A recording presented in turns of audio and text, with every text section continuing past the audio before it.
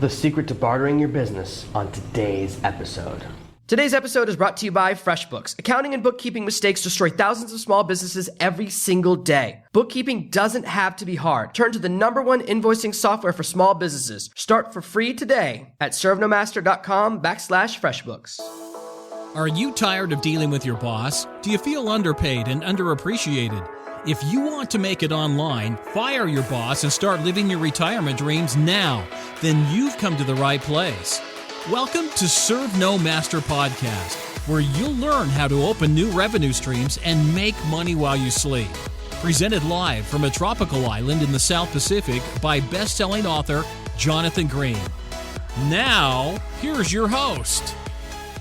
I've been going through a lot of negotiations recently and shifting several of my projects.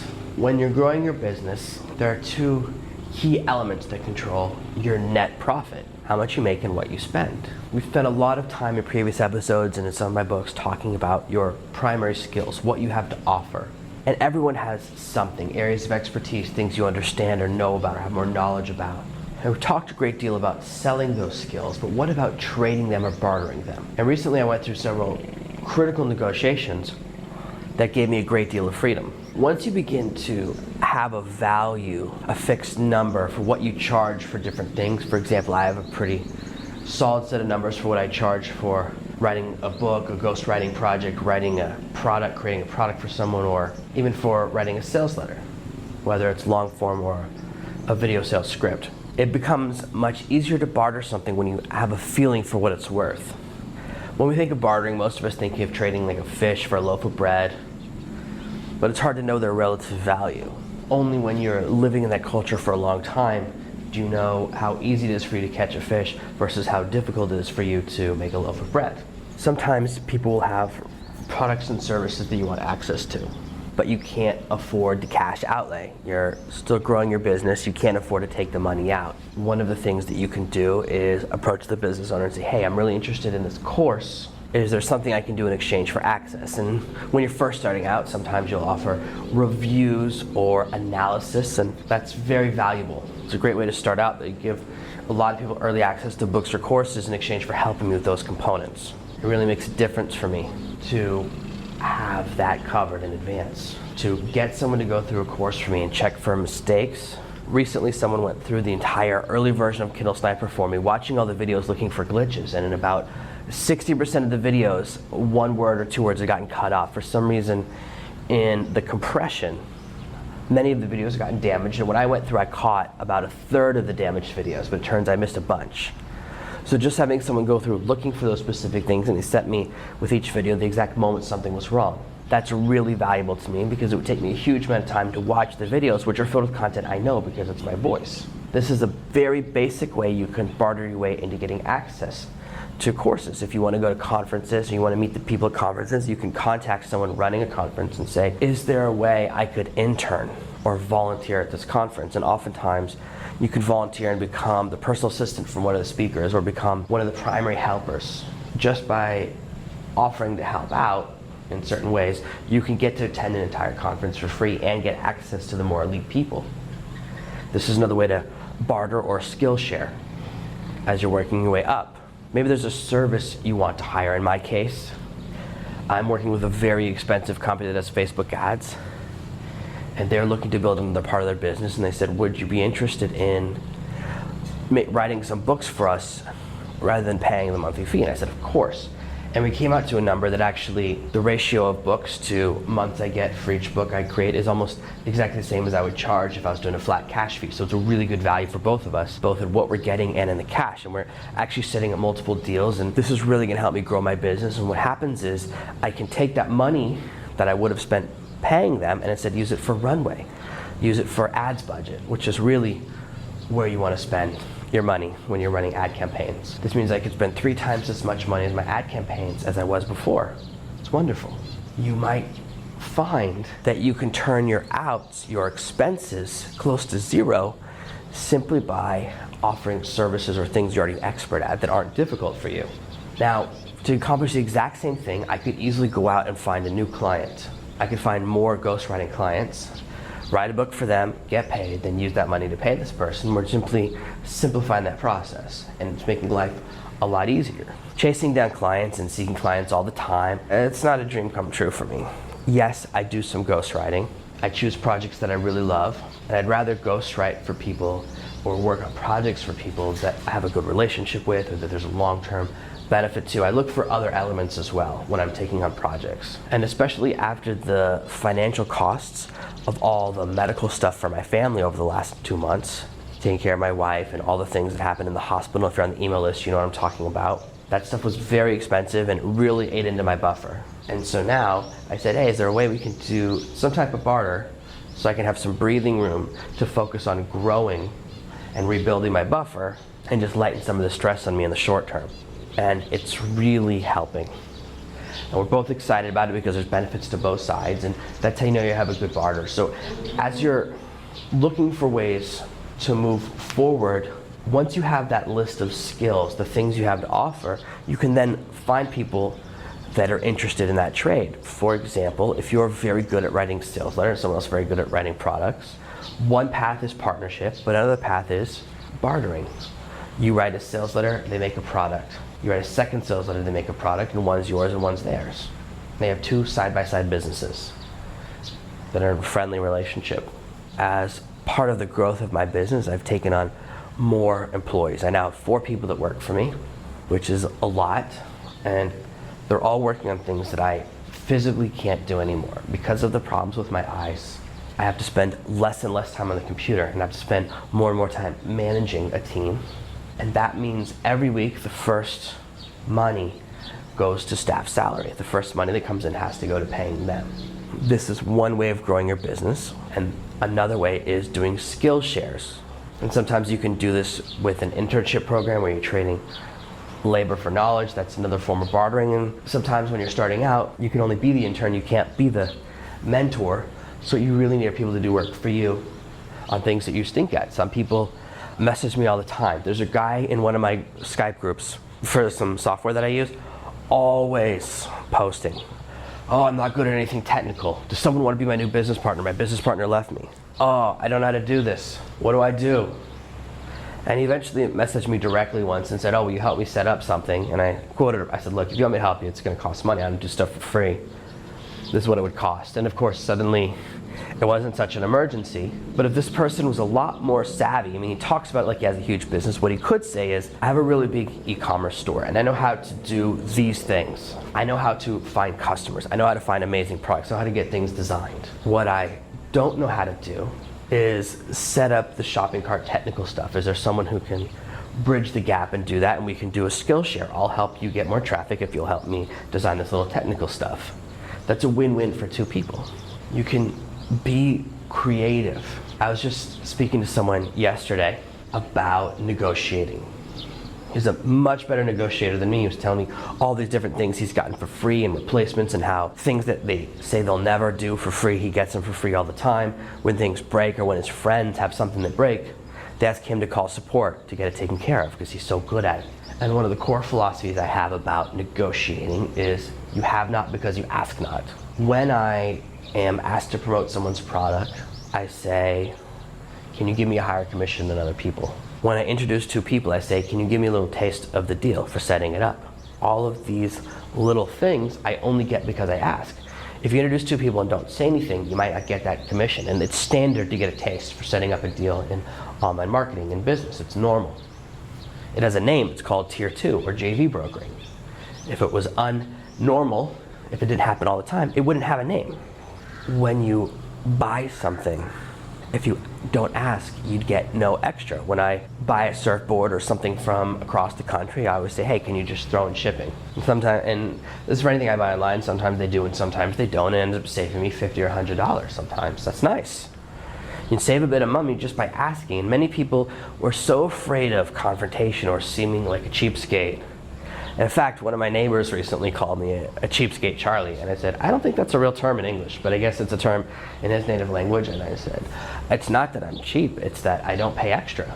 I only buy video games when they're on sale, and they have to be on sale more than 50%. So I'm always waiting for that right moment. I'm not in a rush. I just saw a new video game this morning. I go, oh, I'd love to play that, but it's brand new. And I say, oh, I'll wait a year for it to be on sale. It's fine. I'll enjoy it as much in a year playing it as I would right now, except for in a year, it's going to cost me 20% or 10% the cost. That's just my approach to business, one of the ways I perceive money. I'm always trying to be cautious with how I spend things. I don't want to overpay. My wife has a small stand-up paddleboard. It's good enough for her, but she can't ride it with the kids on or the dog, certainly. It can't handle that additional weight.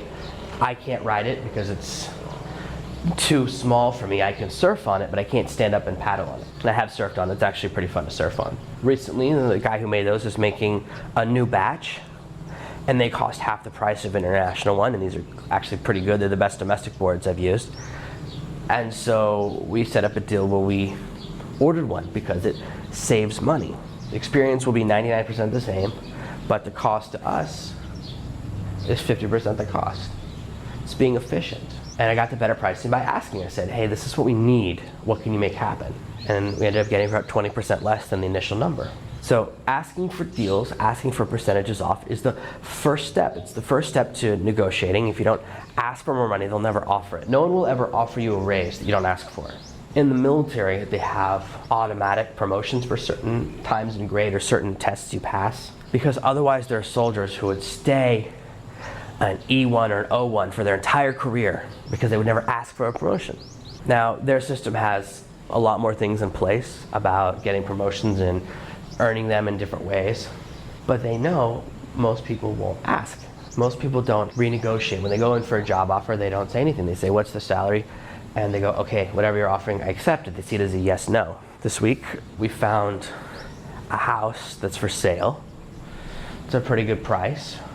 But I'm not 100% sure I want to buy this house. I'm not 100% sure I want to buy anything. You know, I'm not a huge buyer type person. Never thought about buying a house before, but the price is actually pretty good.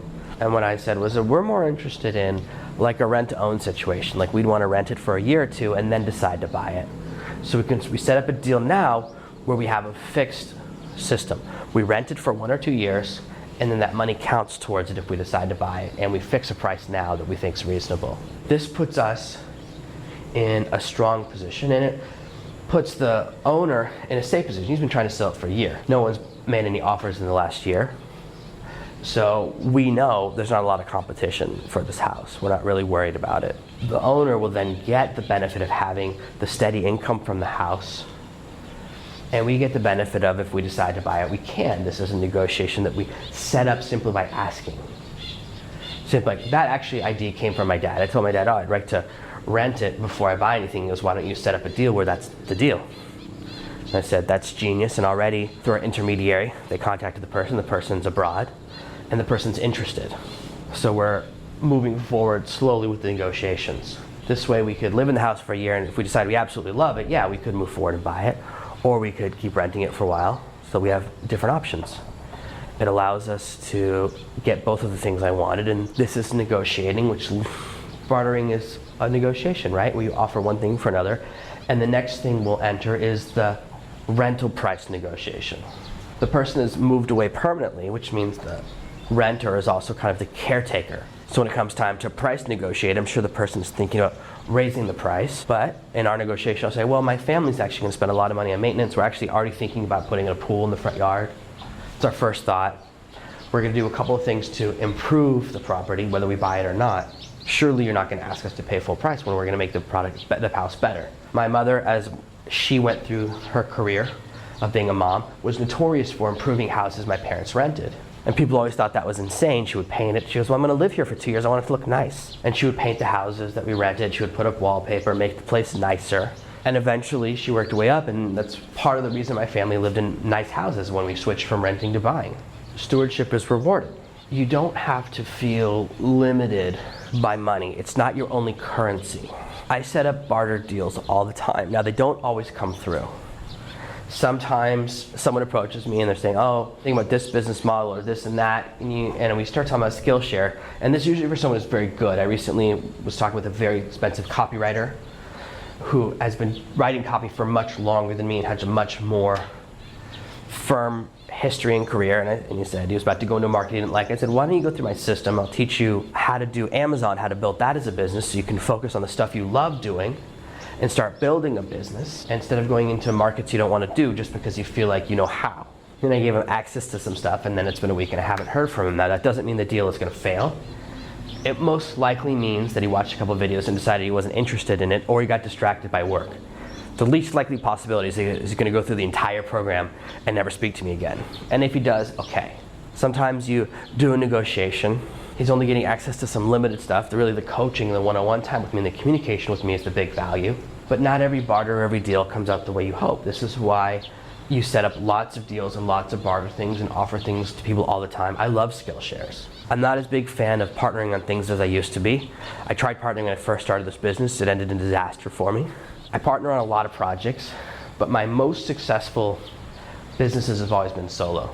I'm putting out more and more things under the Serve No Master brand, and I'm working on some really cool things, and a lot of the stuff gets there because of bartering and skill shares, because I say to someone, teach me how to do this and I'll teach you how to do that. I would love to say that the cards I've been working on, which I can't wait to release, and in fact I'm probably going to announce them before this podcast episode goes up. The day I'm recording this, 3 days earlier, they sent the first demo deck of cards, and I'm going to show you this very exciting process. It was an idea from someone who I was skill sharing with, and he said, here's this idea I have, I can't figure out how to make it work, and he bought a course on it that had some missing pieces, and he said, if you figure out this whole thing, will you teach me?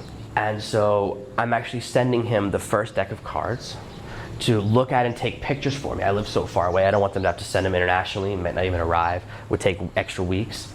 This cuts down on my cycle. So he's going to take the pictures for me with his nice camera, do all those things that really help me when I'm ready to sell the product. I'm very excited about that. We're bartering. He also is getting a free version of the very first version of the product. Another thing I'm working on is adult coloring books. I actually designed 5 or 6 adult coloring books several years ago, and I never released them for a myriad of reasons. I have a lot of content. When I was really first going crazy about Amazon 2 or 3 years ago, I had a bunch of stuff ghostwritten for me, and I didn't release a lot of it. Mostly because I got so distracted by lots of other projects. I found a product 2 days ago that I half made. I made all the slides to put all the content together. All I hadn't done was add the images to the slides for the Blogging for Dollars course. A blogging course, the sales page is half written, the product image is in the members area, and I completely forgot that I'd progressed on the product that far. So sometimes I'm working on so many projects, I get something really far and then something else happens. But I found it the other day, and now I'm gonna try and finish it and release it very quickly. But the problem with the coloring books is that I want to see one in my hands before I sell it, before I release it. And I said to someone else who I've been doing some idea exchanges with, can you let me send you these coloring books, and then you'll take some pictures and really give me a lot of feedback before I start selling them. I'm 99% sure they're fine. My only question is about the formatting. It's not the content. It's about how they'll look on the page, and I want to see to make sure that I have a deep understanding of what the customer's going to receive. So once I complete this process, I will start selling these books, and I'm deciding whether or not to place them totally under my other brand, which is called Art of Coloring Book, or I'll also have my name on them because they're adult coloring books. Maybe some people follow me would think they're cool too. I haven't fully decided. That's something I'm thinking about, how many author names to put on stuff. But having someone else receive them is an exchange. Some people will charge you to send them a product for free and take pictures for you because it's a business thing, fair enough. But in this case, she gets coloring books for her kids for free, and all she has to do is give me feedback. She doesn't even have to take pictures because that's not how I'm going to sell them probably. This is very valuable to me. This is a very valuable experience. It's very valuable for her. She gets something for free, and I get someone to give me really valuable feedback. And when you're getting a demo of a product, when you're getting the first printing sent before print on demand, it costs under $10. Sometimes it's like $3 and the shipping's $3 or $4, and sometimes it's $5 and $5, but it ends up being a little under 10 usually. I haven't been able to release these products for a long time because I haven't been in a situation where I could get a bunch sent to me to check out. This is bartering, this is skill sharing, this is why I'm such a believer in networking. I'm limited in many ways in business because I live on this amazing tropical island. I'm watching a beautiful sunrise. I'm sure you can hear all the birds. I know that they are so loud they cut through the mic. But there's a price for paradise, and part of the price is that there are certain things I can't get access to or certain things that I can't do very easily. Yes, I could try to send coloring books and cards to me, but the shipping would be significantly more. And here, when you mail something, the odds of it arriving are 50-50. So I would have to pay for way more shipping and probably have to do it twice for everything I want to get sent here. And usually when something comes in the mail internationally, the mailman shows up with his hand out and you have to pay a bribe. They call it an import tax, but even if you send yourself something, you have to deal with this. Having people that I can send demo products to who will look at them, take pictures of them, tell me the real experience is very, very, very valuable to me. It allows me to do things that I couldn't do by living here. It expands my operations ability. Now, for a while I've been sending stuff to my business address. I have a P.O. box and it goes to my bookkeeper, but her job is not taking pictures of things. It's not inside of her skill set, it's outside of her skill set. And so it's not a great use of her time. And she took pictures of the first set of cards, but she doesn't have a really fancy camera. She doesn't need one. She's a bookkeeper, not a picture taker. She has a good cell phone camera, but when you're doing product shots, you want like a really nice picture, really as high quality as you can get. And so it's outside her wheelhouse. And I have to pay her for the time of going to the P.O. box, I have to pay her for driving back from the P.O. box, I have to pay her for taking the pictures and all of these things, and it certainly helps me, but it's even better to have someone who's passionate about the particular thing and who I can send loads of stuff to. Really helps me out to have people that really get my vision.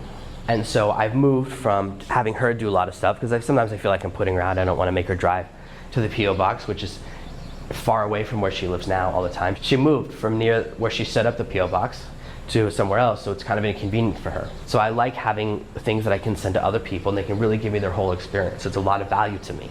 And it means that I can grow specific areas of my business much faster. When you're thinking about people to barter with, the larger your network is, the easier it is. And you can even reach out to your network for key information and say, if you're thinking of hiring someone, you can ask people who really know better than you. I'm thinking about getting someone to help with my website. Someone recently sent an email with a list of problems they found on my website, and they said, just forward this to your web designer. He should be doing a better job, your full-time web developer. And I said, I don't have one of those, it's me. It's all me. But it would really help me to build pages faster and do some cooler things. I was talking to my friend who I'm working with on a project who's a full stack developer. That means he's super amazing at development. He can build software. He built the Kindle Sniper HTML keyword generator, the thing that helps you write really amazing Amazon descriptions. But his skill is too high for what I'm looking for. And when I initially said, I'm thinking of hiring a web developer, he said a number. I said, well, here's the things I need him doing. This, and this. And he goes, oh, that's not the right name for it. What you're looking for is more of a WordPress person who can modify stuff, but it's not doing any actual HTML. And so the second price he gave me was significantly lower than the first price.